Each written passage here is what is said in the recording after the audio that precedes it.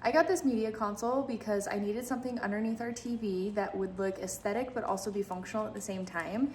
And I took a leap because I was nervous that I would not be able to make it look as nice as it looks in the listing pictures, but I am absolutely in love with it, and I want to tell you everything you need to know prior to purchasing this so that you don't have to be nervous and you can be confident about getting it together, because I do have a few things that I learned along the way that I wish I would have known before purchasing and putting this together. So let me show you. First of all, here's the console itself. I was worried that if I looked, like when I put it together, that it would look like you could see the seams. And close up, you can kind of see them, but this right here is a drawer, or a door. Same with right here. So these two open up here as a big one, and then this one is the small one. So this does come with 2 units. You assemble them separately, and then you put them together. So as they close, they've got the soft closing doors, which I absolutely love, especially because I have kiddos. And you've got the big drawer and then the second, or the smaller cabinet there. They do have circles here for cords. I haven't put anything in there just yet because I've just been staring at this beautiful console the whole time.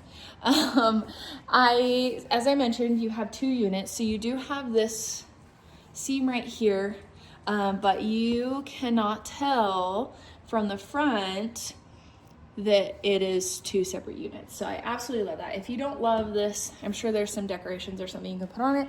I don't mind it at all.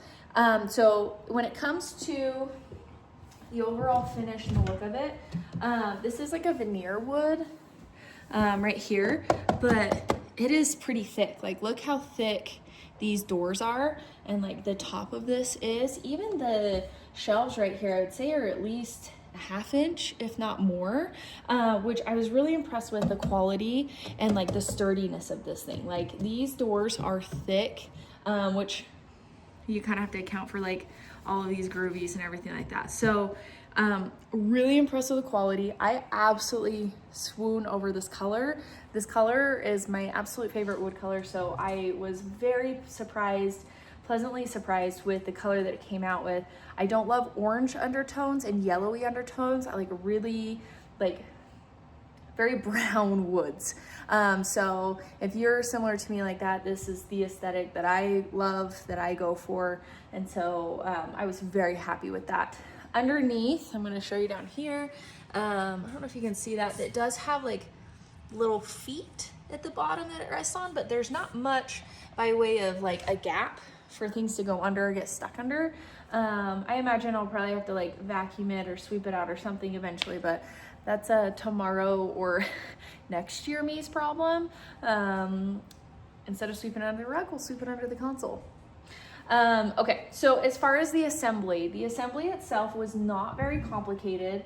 You start by assembling the full console first. You do your bottom, and then you put these dividers in here, and then you add the top on, and then you do the backs, the back panels in there, and then you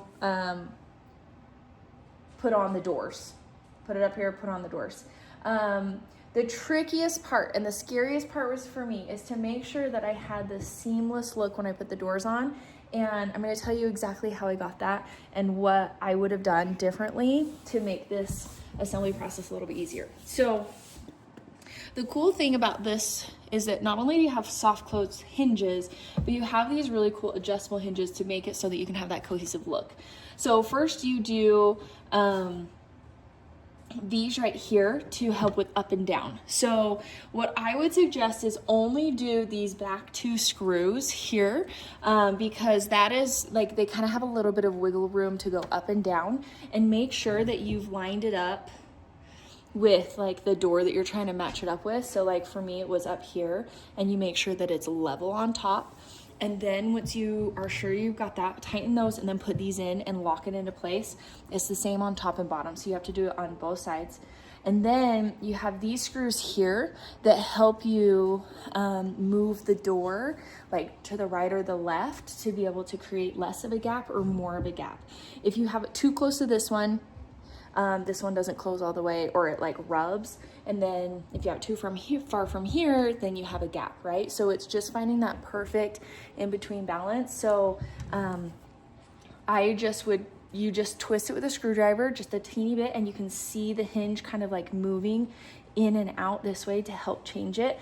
And I have it different, like it doesn't, whatever's on the top isn't necessarily the same on the bottom. So you do have to kind of like eyeball it and twist it, but it's with a simple twist of a screwdriver that fixes that there.